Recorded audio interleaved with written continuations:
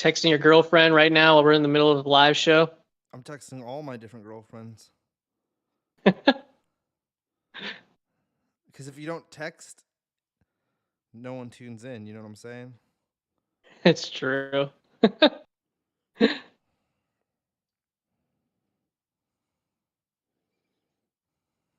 Or maybe they shouldn't be tuning in while we're still hammering out our fucking details and shit out here. Well, we're live, and you cursed a bunch of times, but it's all right. It doesn't really matter. We're not monetized on this channel. That's only the Telegraph one. Oh, Jerry's already here. Siddhuey sounds clear. Nice, Jerry. Episode 2, Siddhuey Review. I almost forgot what I was doing.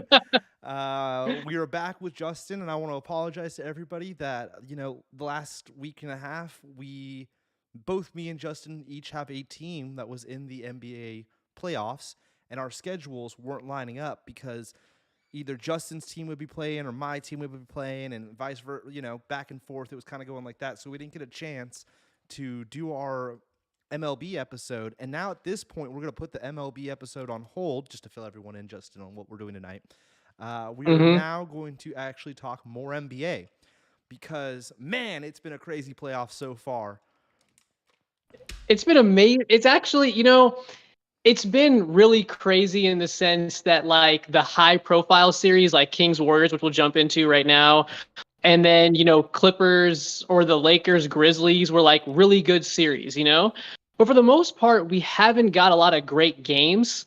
Like the best games we've gotten have been all in the Warriors series, So it's kind of like we haven't gotten a lot of great games really. But it's still been fun. So, I know Warriors Kings, like real quick. That's the one. Yeah. BK's in the chat and he already said light the Yeah. beam. Light that beam, baby. Well, let's just jump right in there. What are your thoughts? You're the actual Warriors fan on this podcast. Like, what are your thoughts winning this series against the Kings? What are my thoughts? My thoughts were that was the NBA Finals, as far as I'm concerned. I am a very big one team in Northern California, one team in Southern California. You know this, Siddhuey. My favorite two teams are Warriors, and then I go Lakers. I know that's blasphemy to a lot of people, and that's why this next round is going to be very interesting. I just can't stand the Kings, just in general. Like, they don't bother me, Siddhuey, because they never were around to bother me. You know what I'm saying? Like, up until now, it hasn't been a concern to worry about the Kings. Yeah, they're perennial losers. Yeah, whatever. And like, if they were against like the Suns or something, or the Nuggets, or like what are the other teams right now that were in here still? If it would have been the Grizzlies, I might have been rooting for them, maybe. The Timberwolves, maybe, But as far as it comes to, like, us, or if they were going against the Lakers, it's like, no, Kings. Get in your place. And your place is to lose against us. I didn't like some of the comments they were making, and their fans were being so douchey. So I wasn't into it at all. I was very upset, and it didn't look like it was going in our way. It really didn't, in my opinion. It was very worrisome, and I didn't like that one bit. And we live so close. Like, I can't imagine. Well, I shouldn't say that because we were going to do MLB talk today, and I know what it's like to be the losing team in an area that's close to another winning team. My whole life pretty much has been being the losing team in the other team's winning zone, right? Yeah, Raiders and A's, yeah. Yeah, thank you for throwing in Raiders too. That's so true. I didn't even think about that. Yes, that is true. I don't care about NFL that much, but yes, that is true. Both my teams were losing, and the other teams were winning. Like the Niners would go to the Super Bowls, and the Giants, did their thing for quite some time. But with basketball, it's been like Warriors for the last decade, and the Kings have been not even in the conversation. So, I will say it looked like their atmosphere in the stadium was kind of similar to when we were coming up, except for the annoying-ass cowbells, which I was not into those cowbells. That's so stupid. It's so annoying. Even if I was there personally and I was a fan, I'd be like, stop it. Like, this is so loud and annoying. I know BK's gonna disagree with me on that, but it seemed annoying. uh, I'm just psyched and like, and I know we're gonna get into this conversation later. Um, but we were with your team that you were predicted and spoke highly of. With cannot think of his Greek, Milwaukee Bucks. With Mr. Greek. Mm-hmm. I think this shows you right here that a true MVP, the true badass of your team, can take you there. Because that last game, Clay, I was wearing a Clay jersey and shit too, but Clay was just not making nothing, dude. Mm-hmm. Mm-hmm. Freaking Poole was just drowning out there. You know what I'm saying? Like, No pun intended. Yeah. It was a sloppy fest going. Like, Wiggins was all right for a little bit there, but like it was Looney, which I'd said some messed up stuff about. And BK, I apologize. I already told BK I apologize. I was wrong. Looney came through. Looney came through that last game. Man, did he come through. Mm-hmm. But Steph, dude, I mean, talk about taking your team to a victory. I mean, come on, bro. That was some unbelievable basketball. It was so cool to watch because even when he missed those 2 free throws in the second quarter. Mm-hmm. Yeah, it was early. For the first half sometime. Yeah, I remember he missed those 2. Yeah. I was like, man, is this about to end? Is this about to be over for us? I know Addy. I talked to Addy. I know Addy was kind of feeling the same way. Like, is this over for us? And nope. Steph said nope. Like, and I like this, and this is something that I know BK once again. I'm gonna say a lot because me and BK had season tickets for almost a decade together. Yeah. So when I used to like being down a few points at half, just a few. I know that's a weird thing to say, right? You're like, why would you want to be? Because I feel like they go into the locker room and they don't get complacent. They like go in there and like this is my imagination, right? Draymond's yelling or some shit. He's like, we gotta step it up, blah blah blah blah, and he like gets into it with them and stuff. And then they come out and they fire off. I feel like sometimes when they have a big lead, they come out and they're like too lackadaisical and stuff. They're like, ooh, where we eating tonight? Like, where's the party at? Like, and then they come out and they lose or something, and like an upset, So man, they came out and they were like, not. I should even say they. Steph was like, not happening tonight. Light that beam. Favorite clip. I don't know if you see that clip when Steph did that. Yeah. Oh my god, I loved it. The clip is incredible. Steph being the petty king, as he calls himself, is very true. This is a dude who clearly remembers every slight that has ever been uttered towards him and like holds on to that and then like shoves it in your face when he's dropping 50 on you. Like, it's really incredible. I think for me as like somewhat of a neutral, like, granted I was cheering for the Warriors because I remember the times when the Kings were great in the Bay Area. And I remember how popular the Kings were when they were playing against the Lakers, my Lakers at that time, and all the stuff that went into it. So I never liked the Kings since that moment. So I was definitely rooting for the Warriors. But for me, the thing that stuck out about this series is just one man, and that's Steph Curry. Like, he is, I saw Stephen A. talk about this, and I think people don't want to entertain it, but it's something that I think is a real discussion, which is Steph the greatest point guard of all time? And that sounds blasphemous because the guy that he has to basically beat is Magic Johnson. And Magic Johnson is more than just a basketball player. He's like a symbol of the NBA, But the fact that Steph Curry can be in that conversation, and his performance, to me, the thing that stuck out the most about his performance, it wasn't unreal shot making. Like, yes, people will look at the layup that he hit in the fourth quarter. I think it was a kind of circus layup, but for the most part, it wasn't unreal shot making.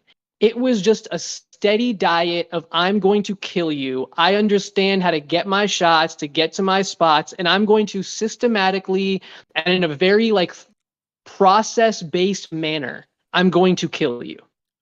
And that's the kind of Steph Curry that I don't think was there prior to last year. Like, last year, I think it was game 4 against the Celtics when they were down 2-1 when he had that performance. I was like, oh my God, like, this is a different Steph Curry. He felt more confident. And the thing that I think has changed about him, he feels more physical. Like he feels bigger. I know he's the same height, like he hasn't gotten taller, but he feels stronger. Like he feels stronger when he goes into contact. He feels stronger with the ball in his hands. And that strength that he has now allows him to basically put an entire franchise on his back, which he's basically has a franchise on his back for a long time now.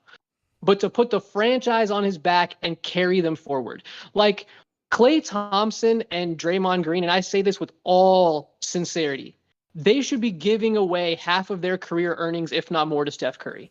Because if it wasn't for Steph Curry, you would not think about those players in the same way. You just wouldn't. Like Harrison Barnes. Like Harrison Barnes to some degree. I mean, Klay Thompson and Draymond Green are obviously a lot better than that.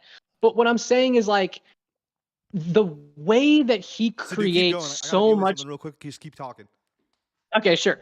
But the way that he creates like opportunities 4-on-3s, the amount of 4-on-3s that he creates for his team, he's the only player that does that. He is the only player in the league that can create that many 4-on-3s for his teammates, right? There's a reason why Draymond Green's lack of offense still works in that system. It's because Steph Curry needs merely a sliver of space to get a shot off. And he's the only player that can do that and can do it at that efficiency, right? It's remarkable. He's the best player remaining in the playoffs. Clearly, I know people will say, well, there's Durant, there's Jimmy Butler, and Jimmy Butler, as he's affectionately known as April Jordan, is obviously incredible. But Steph Curry is the best player remaining in this playoffs. If you're a Warriors fan and you think, hey, we can repeat, the reason you would believe that is we have the best player left in the playoffs, and we have a guy who can give us 50 in a game 7. Like, that is the hope of the Warriors. Is it's all on Steph Curry, and he is good enough to take them all the way through and repeat. He really is. And I know we'll get to this series. Maybe want to jump into it right now because Lakers Warriors. It's a big thing for us. The Warriors are the favorite in this series, and they're the favorite because they have Steph Curry, and he's the best player in this series. And if the Lakers had him, right, and the Warriors had LeBron, the Lakers would be favorite. But in this case, the Warriors are the favorite because they have him, which is unbelievable. And I don't know if I'm willing to go that he's better than Giannis, but I will say this: Giannis didn't show up in that game 5 when his team needed him to extend the season. Steph Curry did in that game 7. We'll get into the Giannis. Yeah, so we'll get into that. But yeah, I just wanted to take a second just to wax poetic about the greatness of Steph Curry. Yeah. Because if you can appreciate this as a neutral or even if you're someone who's not even a fan of the Warriors, you are missing out on basketball genius, the kind that you only see once in a generation. He's his generation's best player. I don't consider LeBron in his generation because LeBron came 6 years earlier in the league, so it's a totally different thing. Yeah. But he's the best of his generation. And he is, to me, the second most iconic player of the last 20 years next to LeBron James. And that's incredible. Like, I know Kobe played, but Kobe's like earlier, so I don't consider him. But he's the second most iconic player of his generation, or of this era, I should say, next to LeBron James. And it's amazing. And the ratings for this Lakers Warriors series, Adam Silver is sitting there like rubbing his hands like, oh, we got something. Because they're about to make a killing on this one. It's going to be great. I think the Warriors are going to win this one in 6. That's my prediction going in, but should be fun. I think it's really exciting. Warriors in 6, huh? Yeah, because for the Lakers to win, right, the Lakers' best player in the series has to be Anthony Davis. If it's LeBron James, they're probably losing in 4 games. So it has to be Anthony Davis. And unlike Steph Curry, Anthony Davis does not have that killer instinct that Steph has. Steph will go out there game in and game out, and he will kill you. He gives you 50 one night, he'll give you 50 the next night. Anthony Davis will give you 50 one night, and then he'll give you 10 points and 5 rebounds the next. You're not going to beat the Warriors if Anthony Davis is an all-time great. If Anthony Davis is all-time great, yeah, the Lakers got a great chance because there is no one on the Warriors that can deal with Anthony Davis. Like Kevon Looney did a great job against Sabonis. So did Draymond. Draymond was fantastic, I thought. They did a great job. They can't do that against Anthony Davis. He's too athletic, he's too long, and he's too skilled. But the problem with Anthony Davis, he's weak mentally. He's soft as a player. He does not like physicality. And if I'm Draymond Green, I'm Kevon Looney, I'm going to give him some elbows early on just to let him feel me, just to hit him a little bit. And hopefully he'll cave because he mostly does. But I would just hit him a little bit and hopefully he caves. And if that's the case, this series is going to be easy money. So, yeah, I think the Warriors are pretty heavy favorites, in my opinion, in the sense that, like, 6 games, I think they should wrap this thing up. Interesting. All right. So and remember, they have home court too. Okay. Okay. And remember, they have home court too. They do. They have home court. I'm a little on the fence about what's going to happen. Like I said, all I wanted was to win that last one. So anything after this is just icing on the cake, as far as I'm concerned. Until we play for the Phoenix Suns, if that were to happen. That's probably not going to happen because the Denver Nuggets. Yeah. I think they're just flat out better than the Suns. Now, I could be wrong because, like, series shift a lot of times in Game 3. Game 3 to me is a really pivotal one, right? You could win the first 2 games of a series, but I really want to see what you look like in Game 3 when the other team is at home for the first time, right? So we'll see what happens with Phoenix when they get to Game 3. But right now, bro, off of Game 1, those boys are in trouble. All right. So let's read some comments real quick. Let me read some comments real quick because then I got to deal with this cat, which is one of the comments. To be wild for calling it the finals, BK. Of course, come on, Beaks. I explained myself. That's how I saw it. I'm not saying everybody, but okay. They were like in 2012, 2013. I can't remember that far back. BK, I've taken a lot of head slams.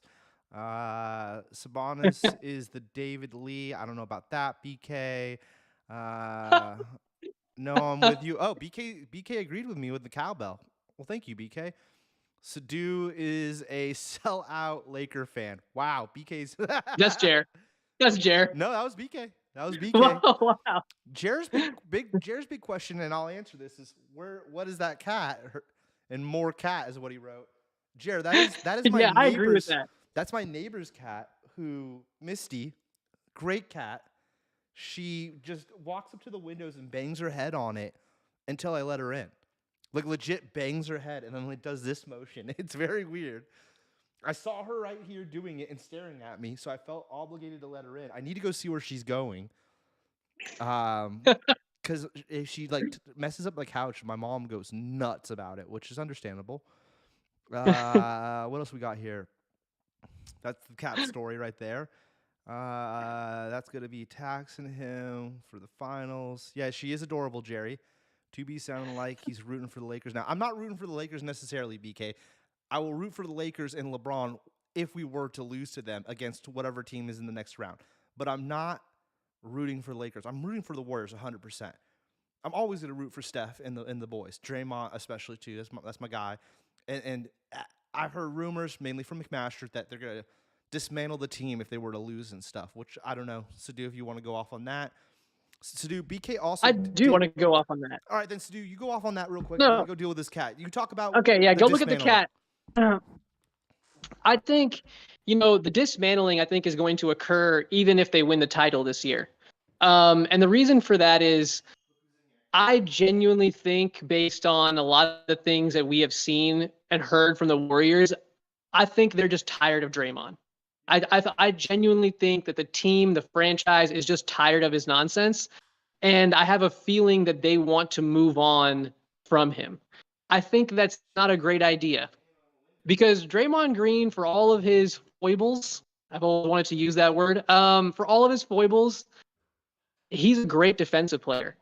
A great defensive player. And honestly, I know he doesn't provide anything really on offense other than screen setting and some passing, but I think he's a more viable player right now than Klay Thompson.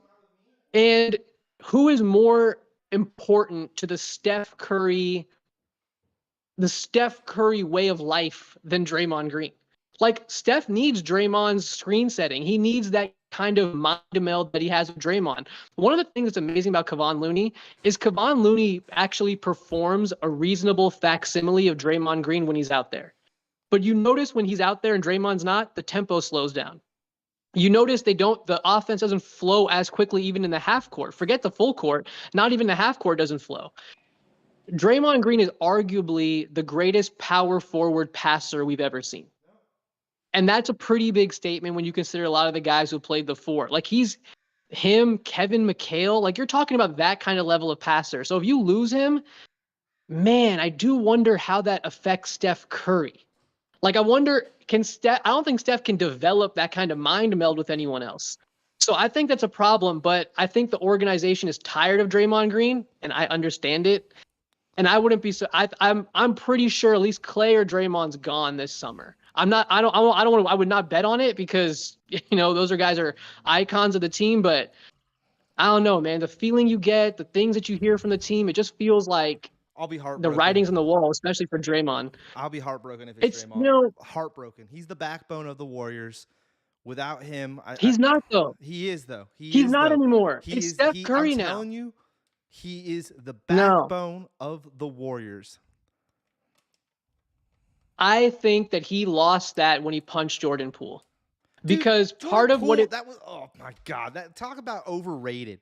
Well, Jordan Poole is not a good player. We're not beating Jordan the Poole is not a good if he player. doesn't step it up. If you don't want to talk about it, well, we get into no. This. If he does, well, yeah, you're right. You're right, Siddhuey. I spoke too soon. Steph could still power us through because he's a true MVP. What do you mean? He's Jordan Poole is BK said Siddhuey spreading rumors. Siddhuey is not the first person to say any of this. That like Addy has also repeated everything that Siddhuey just said to me, and he's Mr. like read about the Warrior speaks. So I don't read a lot, period, but definitely not about sports. I read a lot of like comics and shit.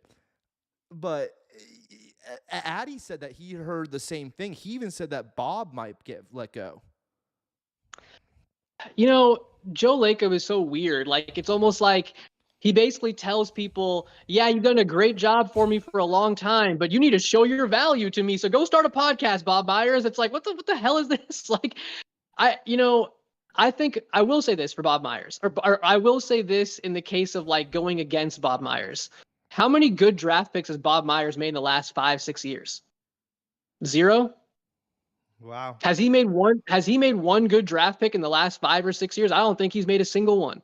You missed on LaMelo Ball. And I don't care what you say. Well, we already had Steph Curry. You could have had LaMelo Ball, kept him for a year, and traded him for literally a top 5 pick. You could have done that, but you decided to go with Wiseman. And also the Wiseman pick is stupid because who is valuing centers that highly anymore in today's game?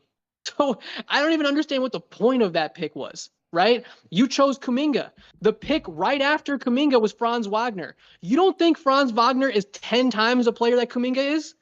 You don't think that the Warriors would benefit from having Franz Wagner right now? Let me tell you something right now. If the Warriors had Franz Wagner, Draymond Green's ass is gone at the end of this year. Real quick. Is gone. My job here is very like this show is very similar to the Hella Group show. I middleman the chat here, and I like that too. So that people don't get distracted. Okay. BK's comment to you is, and I like this one, how many did he actually get to pick? I like that because we've been top dog, we haven't gotten a lot of the good picks. I think that's what BK, I think I'm reading into what BK's saying. Yeah. I hear that. And I hear that, and I agree that it is harder to make picks. There's no doubt. When you're at the bottom of the first round, all you can really hope for is, can I get an NBA caliber player? Like, that's the best you can probably hope for, right? But teams get those players all the time in the bottom of the first round. Memphis took Desmond Bane with the 30th pick. Desmond Bane is almost an all-star in the NBA. Herb Jones was drafted in the second round. That's not what he means, but continues to do. I'm sorry. Okay, I was gonna say, well, the Herb Jones, was drafted in the second round last year. And Herb Jones is almost an all-defensive player, one of the best perimeter defenders in the league. Andrew Nembhard was drafted by the Pacers this past year in the second round. Andrew Nembhard's a really good point guard, a backup point guard. Like, you can get quality. It's just that they haven't gotten any quality. That's an indictment of him. And if BK is saying did Bob not get to make the picks because someone higher up was kind of like, putting their puppeteering and whatever it is? I don't know that, but I would assume that he's the one making the picks. And even if we don't say he's puppeteering, the point was the lottery picks he's made the last 2 years, terrible. Last couple of years, yeah. He also wrote Kerr and Myers don't get to pick what they want. Now, Beak, you got to be more. You got to write a little bit more here, Beak. So, are you saying they don't get to get what they want because they're already picked, or do they not get to get what they want because, like what Siddhuey just said, higher ups are telling them not to? Which one are you going with, Beaks? Fire off in the chat. Siddhuey, please continue. Yeah, I don't think there's really much defense of Bob Myers in his drafting. I just don't. I don't think there's any defense of it. Like, they have missed. Now, you could argue, well, Jordan Poole's a good player. I don't think so. I don't think he's a good player. I think Jordan Poole, and I also think he's somewhat of a terrible personality. Like, when Draymond Green punched Jordan Poole, and two people probably remember this. I remember saying that's insane. What are you doing? How could you do this to this guy? Whatever it is. Then I watched the season, and I'm like, I kind of get it, Draymond. I kind of get it. Like, and here's the one thing I'm going to say too about Draymond Green. Preach, brother. I want to say this about Draymond Green. He's the backbone of the Warriors. Not that, but Draymond Green has been quote unquote wrong many times over the last couple of years. Let's look at some high profile moments. Okay. He told Kevin Durant, we can win without you. And we don't need you to win. Exactly. Should he have said that? Probably not, because Kevin Durant's like kind of sensitive, and that's also not something you say to your teammate. But the point was, he was correct. They have won without him, and they can win without him. He was right. When he punched Jordan Poole, he was right. Jordan Poole's a jerk. He's a terrible dude. I'm loving this. He is. Dude. Like Draymond is wrong, but he's right when he's wrong, if that makes sense. Yeah. You know what I mean? He's in the wrong. He's in the wrong, but he's right about what he's saying. I know what you said. Yeah. Yes. And so he was right. But the point is, I just think that stuff that he like, and Jordan Poole, it was whatever. But the point is, Jordan Poole's not a good player. I understand all that. But if you're Bob Myers, the way that you extend a dynasty is not going out there and getting big time free agents. It's getting these picks in the draft that are cheap, that are serviceable NBA players that keep the thing pushing. Go ahead, Tubi. Tubi, it's also chat. So BK saying, and this is kind of what I think you were hinting at, and once again, I think all this, BK, this is also rumors, I would assume, right? There's no actual, maybe BK's got hard proof, but that Joe and his son, Joe Lacob, and his son are the ones making the picks, not Bob. Bob does not get the picks, is what BK's now hitting at. So I don't know. Well, okay. I mean, if that's how the inner machinations work, I can't refute what BK is saying. That could be 100% correct. I have not looked into that to that depth. But whoever it is that's making the picks, they have failed the Warriors, because the Warriors should right now. Let's assume they never got LaMelo Ball. Okay, that's fine. You didn't get LaMelo Ball. You didn't trade him for something else. That's okay. If they had Franz Wagner, I know that I'm hyping up this guy with this German name and it's kind of funny sounding. But if they had him, my God, what a huge boon to this franchise it would be. What a huge thing for this franchise.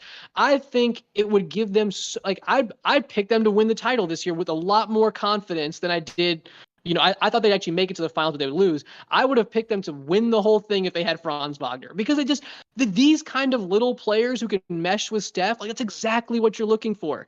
And they haven't hit on any of those players.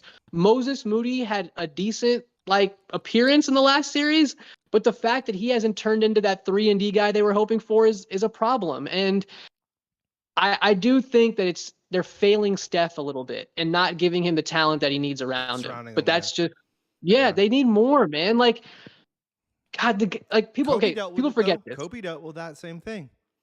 Yeah, but part of that was also Kobe's fault. Yeah. Kobe is to blame for some of the lack of talent that was around him. Steph Curry, you can't really say that. Yeah, because he's a nice guy. It doesn't. Yeah, he's a nice guy, and he hasn't been controlling the franchise in that way. Yeah. But they haven't supported Steph in the way that I would like him to be supported. He is having to carry a load that I don't think he should be forced to carry at this age. People forget, because Steph played 3 years in college, I think it was. He played 3 years in college, and people forget that he's 35. He's not. He's not 32, 33. He's 35 almost at this point. You need to give him some more support. Yeah. And they haven't done that. And I think that's a problem. But that's, again, they're advancing now. That's not a big thing, but I think that is an issue for them. All right. Well, let's get off the Warriors. We talked a lot about the Warriors. They beat the Kings. That was amazing. Crowned themselves the Northern California champions. That's a big one. I'll hang a banner. I'll send off on the little last couple things BK said. He said, Go see how much Joe Lacob loves Wiseman. That was all him. Marcus Thompson There's knows. a lot of So we'll end it with that. That's BK's little throw in there. I think it's fair. We'll go back and look at the playoffs here. You know, Okay. another big one, and you're a Laker fan, so let's talk about this a little Mhm. bit. What happened to the Grizzlies there? John Morant was all the talk of the town this past season for positives and for a lot of negatives. You know, what happened to them Grizzlies? You don't got to go too in depth because you know we're already at 30 minutes. We're at the halfway mark of the show. Okay. So, but Okay. I was surprised. You know, I did go get to see them play. In Memphis, of Memphis, all places. and John Moran actually didn't have a great game that time. It was actually more of, and we have a thing on him. We'll pull it up here. What do we got here? Yeah, I think that game Dylan that you went to, Brooks. Desmond Bain was. Yeah, Dylan Brooks. No, Yeah. Desmond Bain was. Yeah. Yeah. It was the Clippers. Yeah, They so- whooped him up. Yeah, that was right when Morant was coming back from all the suspension stuff and all of the time when he was in the treatment center for his alleged, you know, I don't know how to deal with stress. That's why I flash guns in a strip club, which makes No not much sense, yeah. but whatever. Yeah. Whatever. Bizarre. I think my overall takes, like, you know, some brief takes on the Grizzlies are, one, they are a carbon copy of the Chris Paul Clippers, which they are front runners. If they have a lead and they're able to play in the full court, they are a bear to deal with, pun intended. They are just an absolute monster in that way. However, if you get them in the half court, if you take a lead early, if you punch them in the mouth, they fold. And they fold pretty spectacularly. And the thing I'll say about the Grizzlies, you know, last year, I think it was, I kind of liked them. Yeah. I was like, oh, it's cool. It's a brash young team. They're doing their thing. Like, I like this. It's a cool group, you know? This year, I really disliked them. It started with Morant's comments in the preseason. We're fine in the West.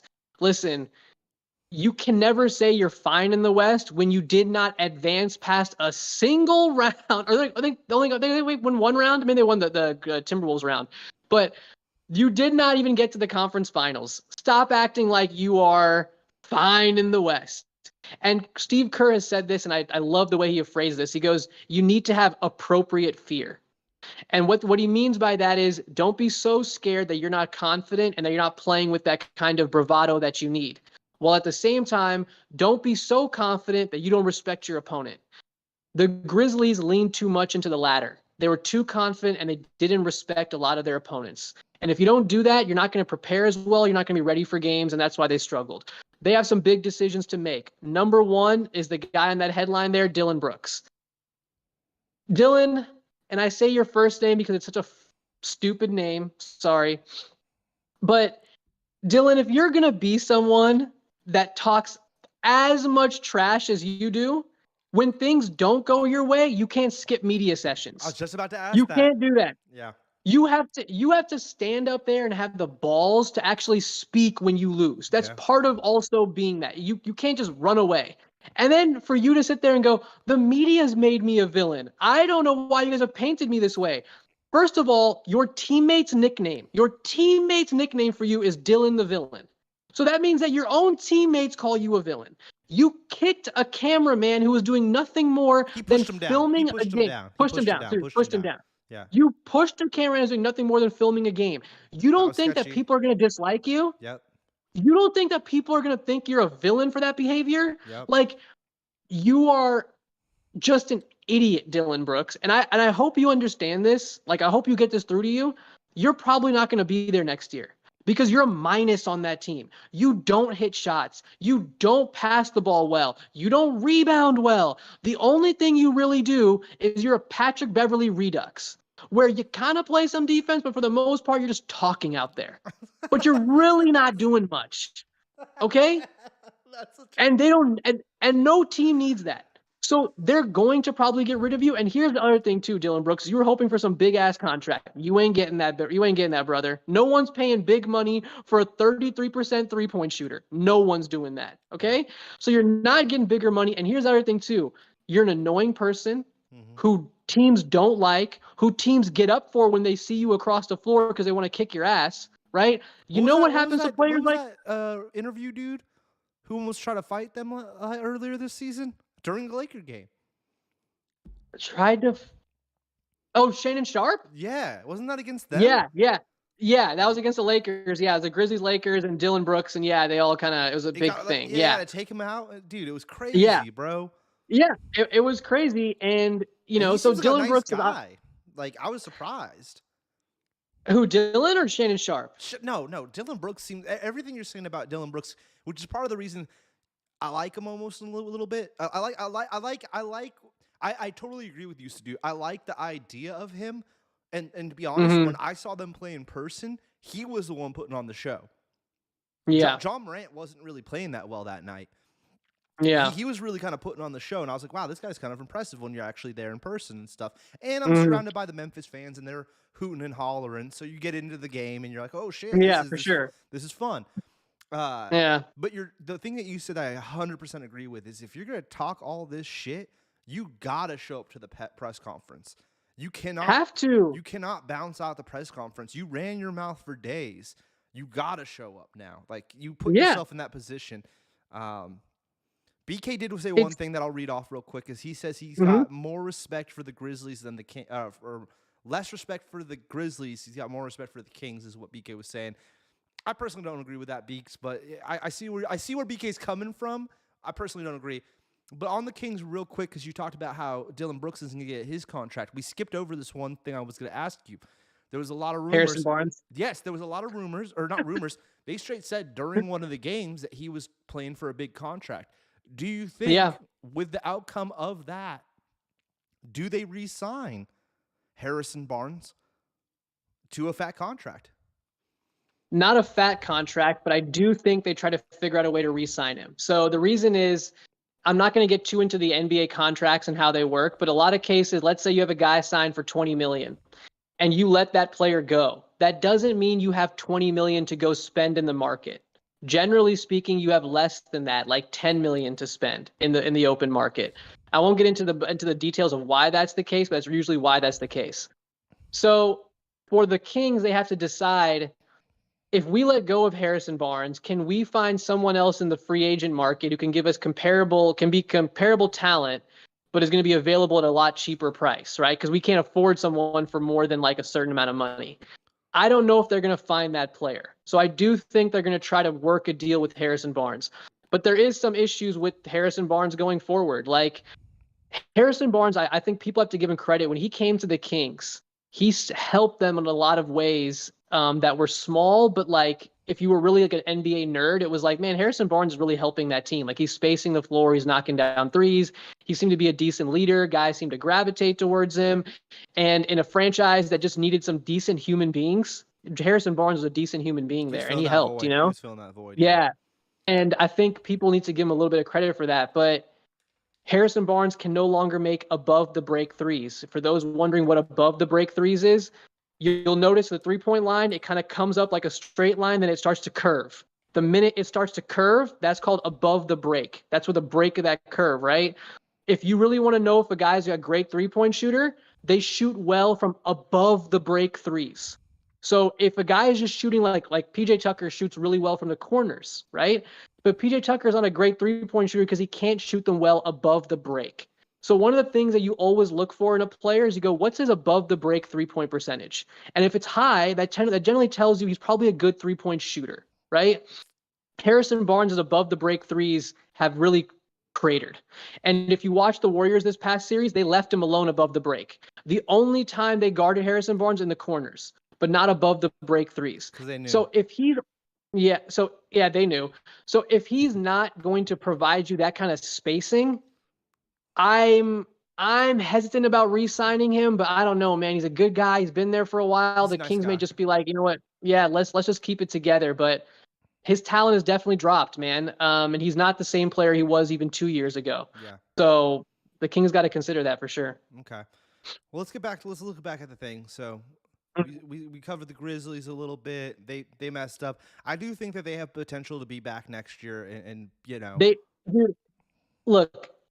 they have 3 players that I believe you can build a championship team around so long as they continue to develop. Ja Morant, Desmond Bane, and Jaren Jackson are a 3-man group that obviously it's not close to the Warriors, but they're similar in some ways. You have the unbelievable point guard who's the leader of the team, who's the best player, who can get into any kind of area of the floor, and is also a willing passer. Ja Morant's not a great guy off the court, but if you actually look at him on the court, he's such a great teammate. Like, he's unselfish. He gets guys involved. He's a really good teammate on the court. They have him. Desmond Bane's a flat out flamethrower from three. And he's a flat out, I actually think offensively, not defensively, but offensively, he's actually got more potential than Klay Thompson because he is so good at pull-up threes in a way that even Klay off the dribble is not as good as Desmond Bane. So he has a lot of potential, but again, Klay's a big game player. He's a guy you can rely on usually in big games. He has big moments. We have yet to see Desmond Bane earn that reputation. And he's obviously nowhere near the defensive player. So I don't know if he'll actually get to Klay Thompson's level, but offensively, he's there. And Jaren Jackson is unbelievable. If that guy can just keep his fouls down and keep working offensively the way he is, bro, he has Anthony Davis-like potential, like prime Anthony Davis potential. So the Grizzlies have a future.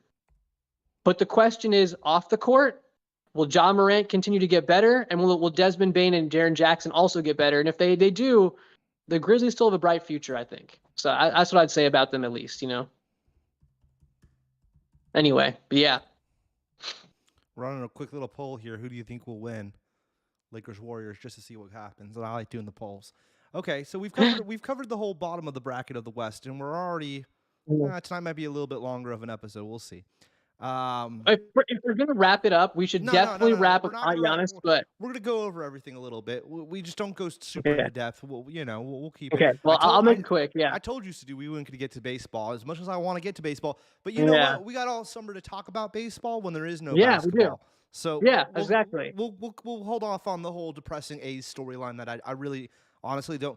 You know what? The Warriors are still in it. We don't need to get into the depressing shit tonight. So it's good Bay Area vibes. Let's keep them going. Good Bay Area vibes. Good vibes. Good Let's Cali keep it going. vibes. All 4 teams were in it this year, which is crazy. Yeah. Only 2 matter though.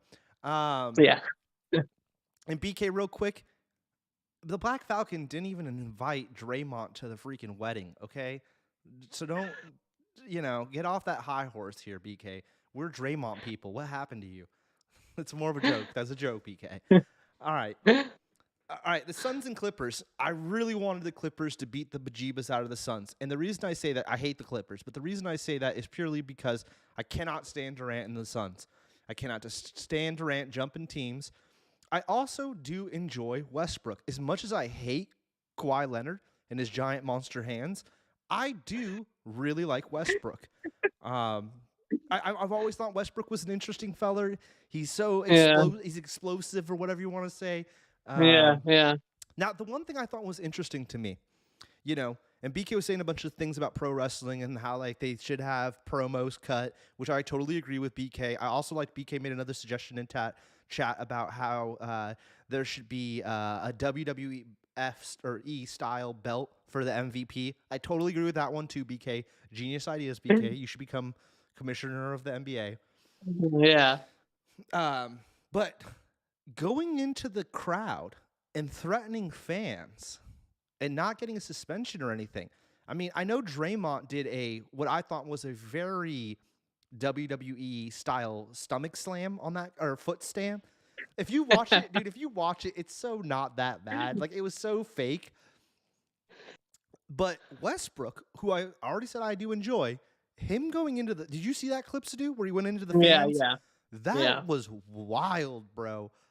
That was like Malice at the Palace kind of vibes. Whoa, dude. I mean, it's not, he didn't fight the dude. There wasn't chairs being thrown, but it was, he went into the private club and threatened this guy. That was wild. Yeah, quick on that. So the private club is connected. It's basically, it connects to the visitors' locker room, and it's in between the visitors' locker room and the NBA and the court. So during the pandemic, when no fans were there, the visiting players used to just walk from the locker room through the club to the court. And they got used to that route. When the pandemic, there were no fans. And it's really short. Apparently, if you use that route, you make it to the court in 30 seconds. Whereas if you use the prescribed route, it takes a minute and a half, right? Mm-hmm. So players just get there quicker. And that's why Westbrook was in the club at that time, because he was walking back to the locker room because he was trying to use a shortcut. But I will say this for Westbrook.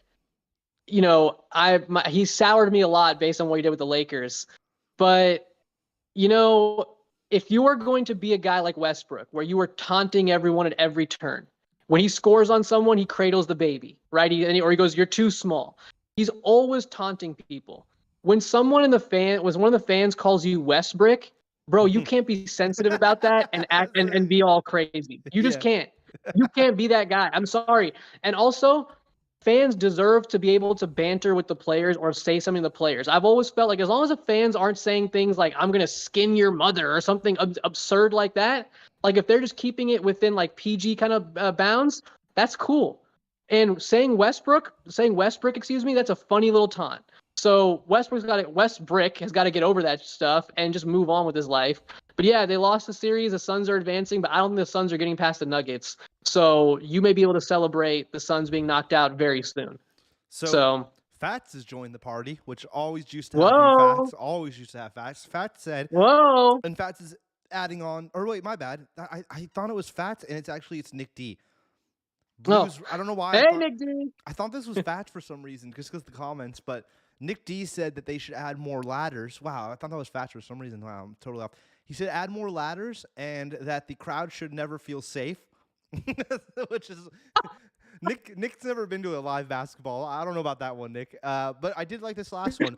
He thinks that they should add a cage around the court. That's an interesting thought.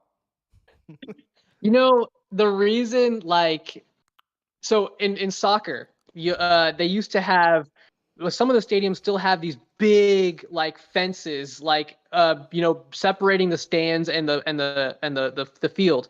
And the reason for that is in soccer, European soccer, they'll throw flares on the field. Yeah. You know, people will rush. It gets crazy, right? Yeah.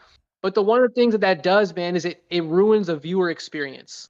Like, Nick is right. It's going to make everything safer, but it ruins a viewer experience. And basketball, it's all about the fact that, like, you get to see these players almost like naked. Like, there's no helmet covering their face. You get to see their facial expressions. You get to really see what these guys are feeling every second.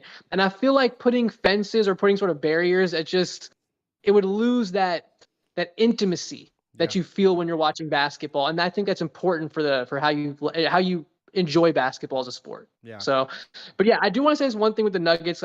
Before we move on to the next series, I want to make one point. Yep. I think the Nuggets will win this series, and I think the Nuggets will get. Obviously, if they do that, they get to conference finals. And currently, on form, so there's a lot to go. On form, they've been the best team in the playoffs on consistency and on their game-to-game performance. The Nuggets play basketball that, if you haven't watched them, is literally romantic. It is gorgeous to watch. It is the kind of basketball that Warrior fans would almost be jealous of. It's because it's very Warrior-esque, right? Jokic and Curry are different players. One's a big guy, one's a small guy. But both guys kind of operate out of the same mindset. They're very unselfish. They move a lot without the basketball. They try to create a lot. And so it's really fun to watch the Nuggets. And I genuinely think in a vacuum, so not in a playoff, just in a vacuum, if you asked me who is a better offensive player, Steph Curry or Jokic, I would probably choose Jokic. Wow. Because the reason is even when Steph Curry's on the floor with four. Go on, Stu. It's okay. I'm not gonna. Let me finish my point first. I'm not gonna let me finish the point. But there are times when even a Steph Curry led team can get bogged down offensively. It does happen. It is impossible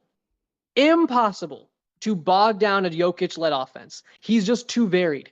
He's too much of a genius. He sees things on a level that I don't even understand how he sees it, right? Now, if you ask me, would I take Curry over Jokic, like offensively in the playoffs? I'm taking Curry 100 times out of 100 because Curry's proven it. He's tested. He's actually come through in the toughest moments. Jokic hasn't. But if Jokic is able to make a run this year and he pulls this off, a lot of ifs, we're going to be talking about Nikola Jokic as arguably the greatest offensive player in the history of the sport. That's how good this guy is. So watch the Nuggets, cheer for the Nuggets until they play the Warriors if they do. But this guy's incredible, and I really hope for his sake and for his reputation, he gets to that final stage, because his genius deserves it. His genius just deserves it. Well, we still have 4 more series to talk about, so we won't get too stuck on any of this. So right now, I'll fill you in on what Beat Seduce. Knicks. I'll fill you in on what Oh. BK said in 1 second. Right now, you have the Nuggets versus the Warriors, to my understanding. Correct? No, it's. I mean like next if they win. Yeah. I'm saying like you're predicting Nuggets versus Warriors, Western Conference. Yeah. I'm predicting Nuggets, Warriors, and Heat. Well, no, Goddamn Celtics. Oh, Yeah. God damn it. So just stop. We're Oh, going to get to the Eastern sorry. Conference. Hold on. Let me run the show here. Okay. So you got Nuggets versus Warriors, and you're saying Lakers versus Warriors. You're saying that it's going to go to Game 6 with the Warriors winning. Yeah. And right now, who do you got? You got Denver up 1. So how many games does it take for Denver to knock out the Suns? I'm going to be bold and say Denver in 5. Denver in 5. Okay. So that's our prediction. Real quick, don't get stuck on this comment. BK's just, he's being you right now from the Overshow show. He said Jokic isn't even top 10. Enough said. I'll say this to BK's point. If you looked at Jokic and just said, if I told you, like, just you never saw him play, you just looked at him. I said, this guy is like the greatest offensive player arguably ever. You'd be like, get the hell out of here. Get out of here. What, this guy? This guy looks like a Pillsbury Doughboy? This guy's the best offensive player? Like, you would laugh at it. I totally get it. But man, I'm telling you, watch this genius. Watch this guy. Sidhu, BK says that it's a good way to ignore his no defense. Like I said, he doesn't play. He's an average to below average defender at best. Yeah, at best. We don't gotta get stuck on it. It's whatever. But I'm talking. But yeah, his offense, BK. I'm telling you, man, this guy is. Wow. I honestly, I sit back and I watch him, and like sometimes he does some stuff, and I have to like lay back in my like couch and just be like, I can't believe he, like I have to put my hand on my head and like, what? Yeah. What? Like it's mind-boggling. But yeah, below he's a great player. BK said. He's correcting me. All right. Well, whatever. Yeah. I think enough about the West Coast. Enough about the West Coast. Let's move over because we got a lot of teams. We'll go with the easy one fast because it's an easy one. It was 76ers versus Nets. The 76ers knocked them out in 4. I mean, the Nets, I feel bad for the Nets. This is what I'm going to say. Jerry, shout out to Jerry. They stood no chance. They've been pillaged by Kyrie. They had the curse of Kyrie came through, the curse of Durant came through, and the curse of Harden. That's 3 curses on one team. What do you expect? And now you got Harden on the 76ers, so he was definitely going for blood. And you got that Joel Embiid, can't even say it, but we all know who I'm talking about. They whooped him. You want to add anything extra onto that? That's pretty much it, right? Yeah, that's it. Yeah, I have nothing to add. So then we had the Celtics versus the Hawks. They won in what is that? 6 games? They 4-2. Yeah, 6 games. Boston won. Kind of expected, right? 6. Yeah, kind of expected, but it should have been way quicker than that. Boston is going to look back probably because they're probably the way they're playing. They lost their first game right now to Philadelphia, and Philadelphia didn't have Embiid. Yeah, Boston has got to get their shit together, and I'm saying this with like some force. You had a overall in terms of talent, you had a better team than the Warriors last year, right? You lost because they had the better player. The Warriors are the better player than you, and they beat you. But if you had played with more intensity, if you had played with less turnovers and just more focus, you would have won probably that series. So you threw away a possible title last year. The Milwaukee is gone. The whole NBA is wide open for you to go win again. You got more talent than everyone else again. You have more talent than everyone else again. The fact that they just can't focus and get their shit together and just go and like try to win something is so troubling to me. Like they may look back on these 2 years they may end up out of these last 2 years and no title, and they may regret this for a long, long time. And I'm personally okay with that because I hate the Celtics, but dude, get your shit together, man. It's just ridiculous. Like if I was a Celtics fan, I'd be pulling my hair out. Like this is just insane. But I think they'll beat the 76ers. The Hawks, yeah, they beat the Hawks, whatever. I think they'll beat the 76ers even though they lost the first game, but I don't know, man. I got no faith in these guys. Yeah. Yeah. It's not great. I'd be surprised with the 76ers, but I did enjoy Embiid a few years ago. You know, he started to rub me the wrong way a little bit. But I He's don't going to like be your MVP this year. I don't like Harden, but it is what it is. Yeah, who does? Yeah, Who does? yeah. Yeah. Let's go to First the next quarter, one. I was thinking, oh, Harden's gonna win this game. Okay, I didn't watch it. Beaks must watch the game tonight, so. Yeah. The Good poll, one. I've been running polls. Right now, the poll is 100% 76ers are going to win. So I don't know what you're doing right now, BK. If BK was the person that voted for the Sixers here, what's going on? But so you're going with 76ers are going to beat the Celtics or no? I'm going Celtics. I just think the Celtics do match up better with them. I don't know Embiid's health, and I don't have any faith in Harden over a 7-game series. So I'm going to go Celtics, but they're so stupid. Love it. So stupid. Loving this show, bro. This is great. This is great. I like how we should have done this the last episode where we had the brackets and we just went through. This is a good way to do it. Yeah. Now we know for future reference. Next year, we'll do this the rest of the season, the playoffs. Okay. And we'll do this, now we know how to do this. So I like that. Okay, so our next one we had, we'll go with the more interesting one was the Bucks Heat. So we'll start off with the Cavs versus the Knicks. The Cavs have one of my favorite basketball players. Yep, the guy you saw live, Donovan Mitchell. Donovan Mitchell, man, he's a badass, bro. Don't get it twisted. Donovan Mitchell's a badass. It's a shame that things didn't work out in Jazz, but his reputation is slipping because the last 2 postseasons, he has been flat out outplayed by Jalen Brunson. And people are starting to wonder, is Donovan Mitchell an overrated player who has been overrated for a while now? And is he really that good? Can he actually even be the second best player in a championship team? So there's a lot of questions about Donovan Mitchell this summer. The Cavs, quite frankly, got bullied. That's how they lost. They lost because the Knicks decided to go in there and shove and push and hit them. And the Cavs were like, we don't want any of this. And they folded. It's embarrassing for the Cavs to lose the way that they did. So great job for the Knicks. Go New York, go, as they say out there in Madison Square Garden. And yeah, it's a good job for the Knicks to advance. And, yeah, playing the Heat, which is a very classic series for those of us who were watching the NBA when we were like 7 years old. So yeah, big series. Okay, so before we get to that series, we had the Bucks, which you were last episode, our first episode. You were kind of rooting and ranting and raving about how you thought they were going to take the whole thing this season.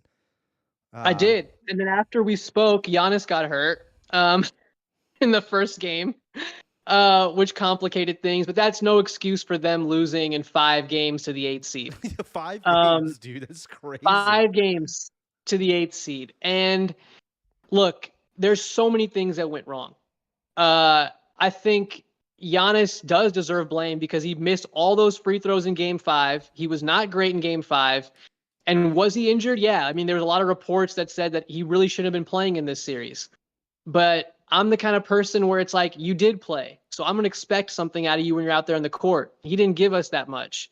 I still think he's the best player in the NBA, but I will say that argument, given what I saw this postseason, I don't feel that strongly about it. BK was in the chat earlier and he said, I think maybe you actually at the beginning of the show, like, Steph Curry's the best player.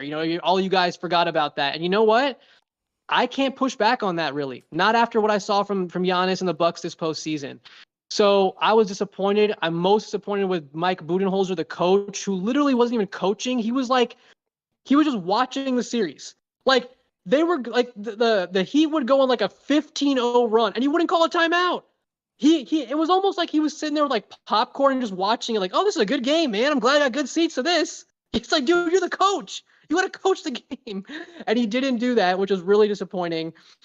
Real quick, that's something that you had said to me in the past. Maybe not like years back. No. That a great player in basketball will take their team to a victory. You've said this to me in the past. Yeah. And that's why when this happened, I was like, wow. On both sides, I was like, wow, Steph is a great player. He just took our team to a victory.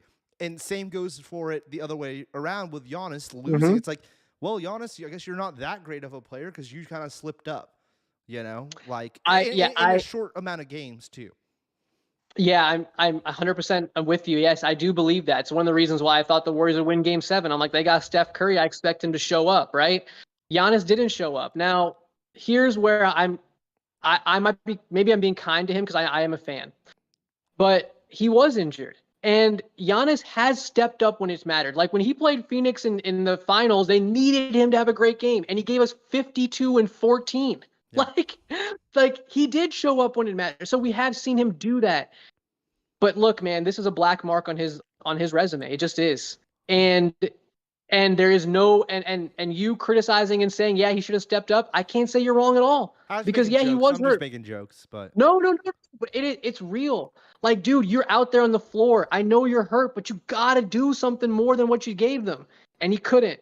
So he does deserve some blame, and that obviously led to the infamous press conference, which I want to say this before you. I definitely want to hear what you have to say about it. But before you go into it, I want to say this about the press conference. Yeah.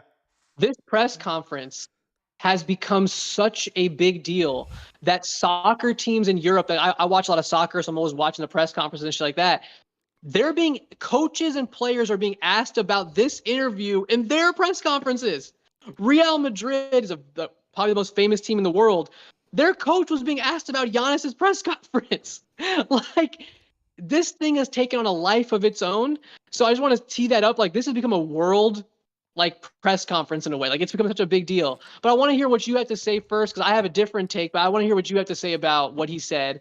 And maybe you want to phrase what he said, at the outset. But yeah, I want to know what you thought about it. I have it on screen, what he said. It's right here. You sent that article. I have the article pulled up, and I could press play, but whatever. We'll talk. Yeah. Okay. I did think that what he said was kind of smart. I did like how, what I thought was very interesting about what he said too was how he's like, you asked me that same question last year. I love that part. He's like, yep. I've been thinking about it. Clearly Giannis and this interviewer have a little bit of a personal beef going, or at least Giannis does. I don't think it's a personal. Maybe. Not personal, but kind of a douchey thing to. I look at it two ways. Kind of a douchey thing to ask immediately, especially if you had asked it the year before, loosely. Well, it's the fact that he said that part where he's like, you asked me that same question last year. The part where I give total respect to Giannis is where he was about to rip into the guy, and he's like, no, wait, I won't do that. He stopped himself. So I do give much respect to him. I think that Giannis also forgets that Michael Jordan played a bunch of crummy-ass years with the Wizards. I think he brain farted that out of his mind because, he didn't acknowledge that time period of Michael Jordan. You know what I'm saying? I thought that was interesting. It's only 1 or 2 years, but yeah. Yeah. But he didn't remember. So I thought it was funny. It was just funny. At the end of the day, I thought it was pretty funny of an interview. Awkward for him, but look, we just talked about a guy who talked a bunch of shit and didn't even show up to the press conference. This poor bugger got whooped up and still had the balls to get up and come into the press conference and acknowledge questions and fire off on the person asking the questions. So I give a lot of respect to that. And it's skateboarding. Yes, I'm going to make that comparison. Sorry, BK. When you lose Street League for the big money, they don't make you go into a press conference 2 seconds later. If they did, it would be wild, my friend. It would be. You think these interviews are wild? I can only imagine. If Nyjah had to get interviewed right after the Olympics, God only knows what he would have been saying. You know what I'm saying? So when I think about that, I'm like, it's crazy that these guys have to go in and do this immediately. Immediately, they have to jump right into it and answer these questions. So I give a lot of respect. As days have gone by, I'm like, I kind of feel a little bit bad for the dude. It was one of the funniest interviews I've ever seen. BK did write, and I don't know what this. And I'm mainly asking you to do. Or BK wants to write in what he's trying to say here is, poor guy's brother died. He should have stepped away. Who's he talking about? He's talking about Mike Budenholzer, the head coach, whose brother died during the series. And therefore, there's a lot of people saying, and I think it's real, like maybe he was coaching with a heavy heart and that makes it difficult to coach in those circumstances. I think BK's point is correct. If it was so difficult for him, then step away. The only thing I'd say in retort is Bud has made these kind of horrific coaching decisions previously when his brother was still alive. So I can't sit there and say that his brother influenced a lot of that. I feel like he's just a bad coach, but BK's point is correct. Like you have to, I think it's a good point that you mentioned it because you should keep that in mind when thinking about Budenholzer's, ability as a coach in this series. Yeah. I think that's totally fair. Yeah. And I think to wrap this up so we can move on to the thing. But I want to say one thing about Giannis before we go, because I have a somewhat different take. So to take Giannis's point, with the question I thought from the interviewer was totally fair. Mm-hmm. It is a fair question to ask. It was a fair question last year because although they were a lower seeded team to the Celtics, most people felt they had the world's best player last year. I did. And even though they were missing Chris Middleton, it's like, man, you still could have got through. You went to a game 7, like you could have got through. So I think that's a fair question last year. And it's certainly a fair question this year because the answer to that question is yes, it was a failure. You were the number 1 seeded team in the league. Forget the conference, in the league. You were the betting favorite and you lost to the 8th seed in just 5 games. Forget 7 in 5 games. That's a failure. You bring and Giannis brings up Michael Jordan, and Michael Jordan did fail in a lot of playoffs, but Michael Jordan never lost a playoff series. And baseball. Michael Jordan never lost a playoff series when he was the higher seed.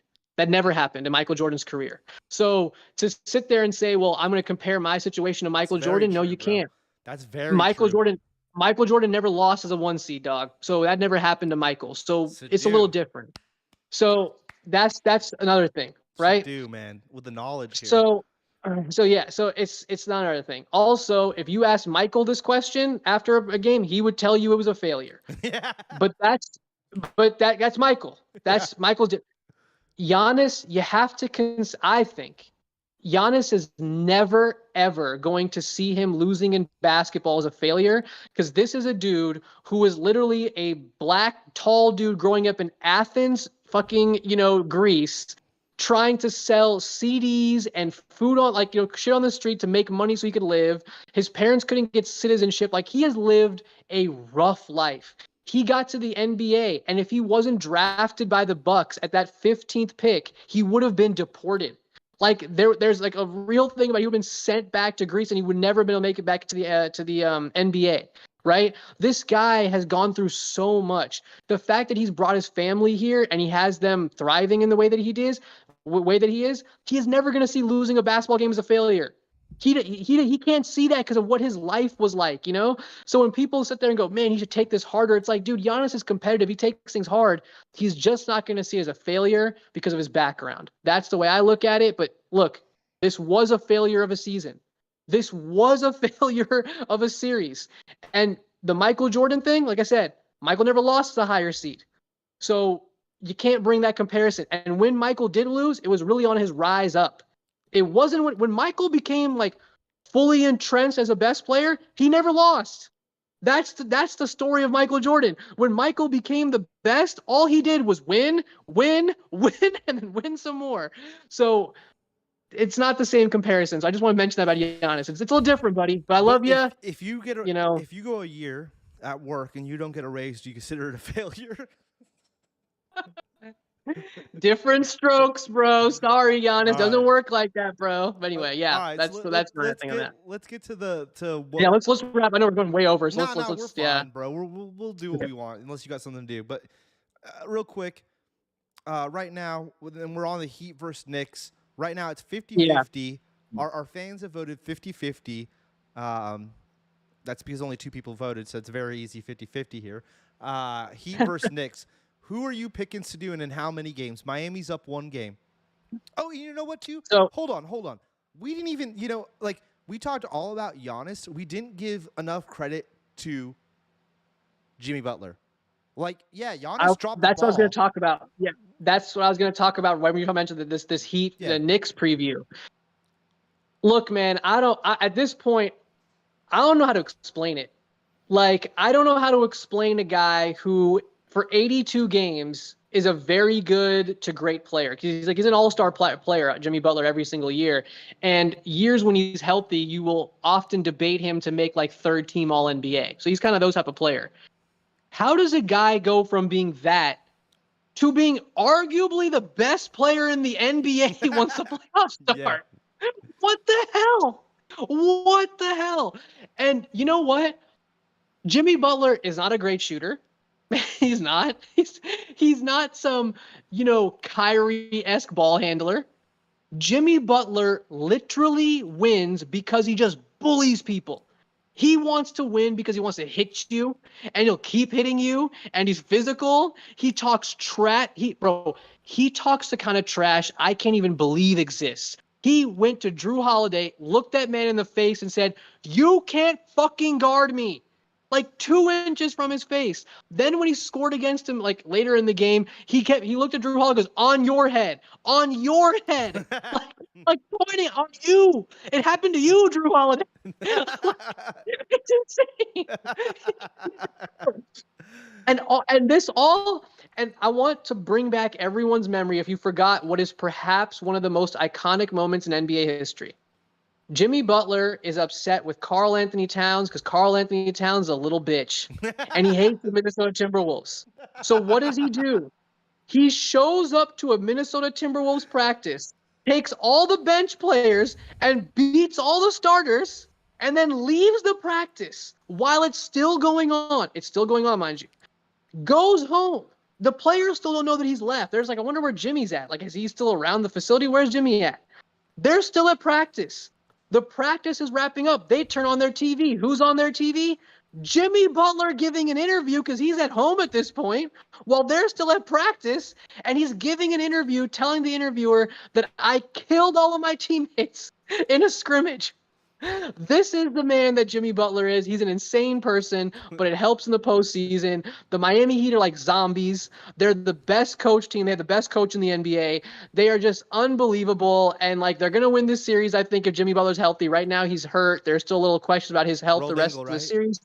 Yeah, rolled ankle. But if he's healthy, I'm picking the Heat. And goddamn it, Jimmy Butler's going to dominate everyone. Jimmy Butler might play the Warriors in a series and beat them in 3 games. I mean, who knows, bro? This guy is 3 insane. games. This guy's insane. I don't know what to say about him anymore. He's incredible. He's just incredible, He man. is. April Jordan, dude. He is incredible. So you're going Heat in how many Yeah. games? Are they gonna sweep them in 4? I'm gonna go Heat in 6. Heat in 6. Okay. I'm gonna go Heat in 6. Yes, I think it'll be Heat and Celtics in the next round. What I'm banking on. Okay, But so we're going Heat Celtics on the East Coast. West Coast is going to be Nuggets Warriors. This is the guess here. that's the weed smoking series of the whole playoffs right there. Well, Denver versus Golden State. That's a weed smoking series right there. Denver versus Golden State. Come on, bro. Bay Area, Denver. I think That's, the Bay versus LA is kind of the weed smoking series. Come on now. yeah, but that's in Cali California. I feel like when you bring in different states, Denver's like the best option of Okay. weed outside of California. I feel all like right. maybe. Nevada's got some good shit, but you know. No, that's true. I haven't gone there in a while because it's a fucking wasteland outside of like Vegas. Yeah, well, that's for sure. Well, Reno's all well. No, wasteland. Sorry, Bro, sorry, Cremini. Reno ain't shit. Okay, this is what I'm gonna say. This to wrap it up about Sacramento, and I said this to you. If Sacramento wasn't the state capital, that shit is Antioch. Okay, that shit is not that special. It's just fucking Reno, whatever it is. It is not special. Okay, so get over it, Sacramento. You're out for a reason. But yeah, that anyway. I mean, it's a little aside. Yeah, I mean, okay, so you got Nugget. Let's start on the West Coast. We'll go back to the East Coast. Actually, you know what? Let's start on the East Coast because we'll go into that. Actually, no, we're already talking about it. I'm jumping all over the place. Warriors, Nuggets, who's winning and how many games? Fuck. I'll go. I'll go Nuggets 7, but I don't feel good about that at all. I don't feel good about it. I'll go Nuggets 7.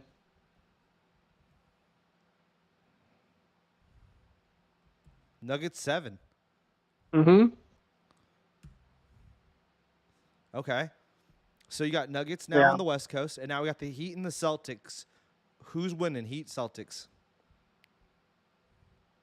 I'm gonna go Celtics 7. But I don't feel good about that either. You're going Celtics 7.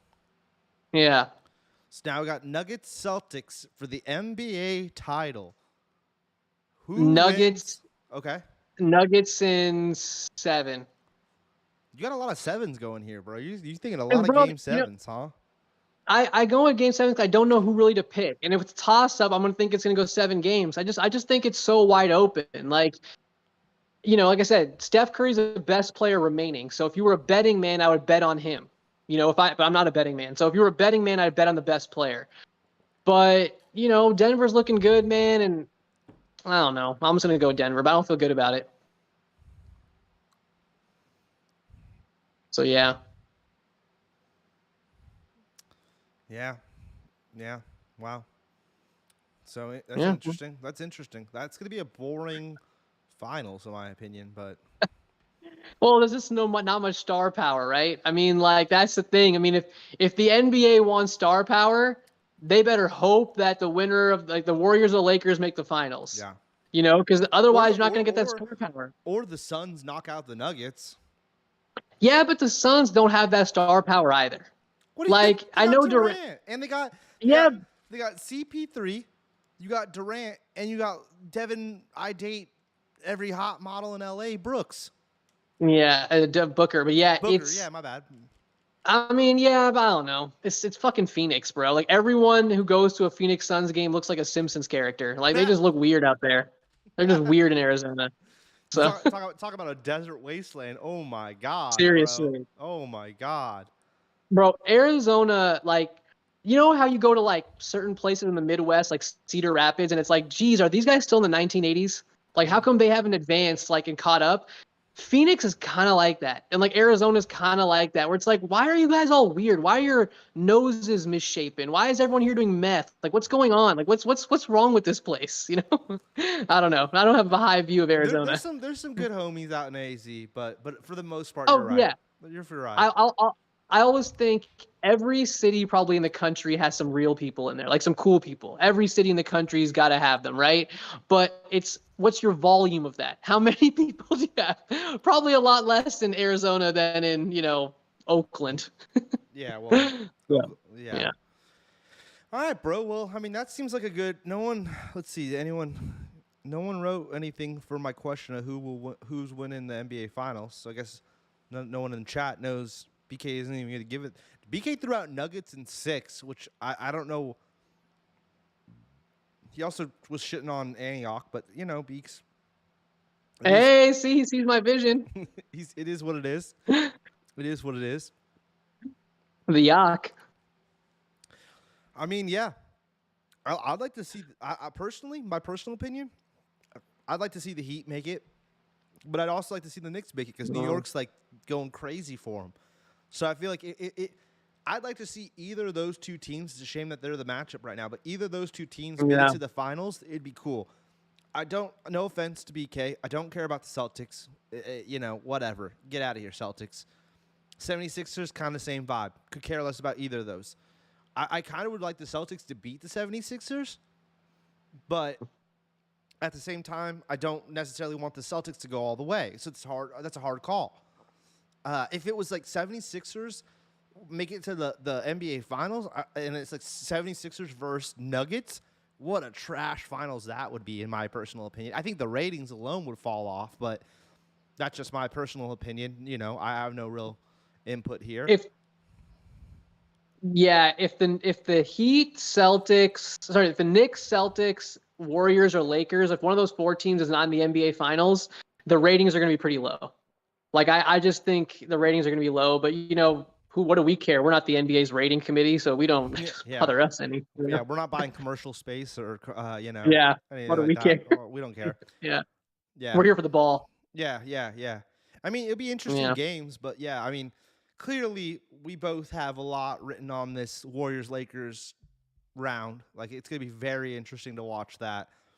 So excited. I know we were talking about how like some of the conversations between us and some of our friends might get toxic. Well, two of our friends might get toxic, Yeah, I wonder what But two we're like, talking about. yeah.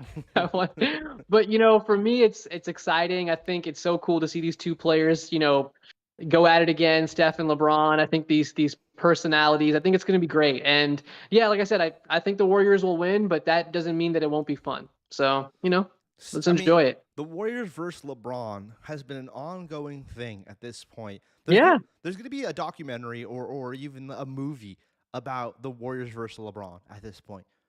Well, LeBron's going to do like an 11-part documentary to prove that he's one better than Jordan because Jordan did 10 parts. So, LeBron's going to do like 11-part documentary. 12. He'll do a And dozen. He'll do a dozen. yeah, Kid. 12. he'll do a dozen.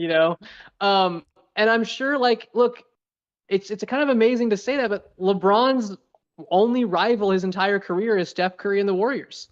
That's his only real rivalry that he's had, and that's kind of crazy to think, but I mean, it's cool. But yeah, that is his one rivalry, and I'm sure that if he was doing a documentary, he'd probably dedicate like 4 episodes to that 2016 finals, knowing his ass. But like, the Warriors would be a huge part of that story. And he's good friends with Draymond and stuff. Like the interviews are gonna be Yeah. in there. Like he can go and ask them to do interviews, and like Draymond's gonna be like, yeah, for sure.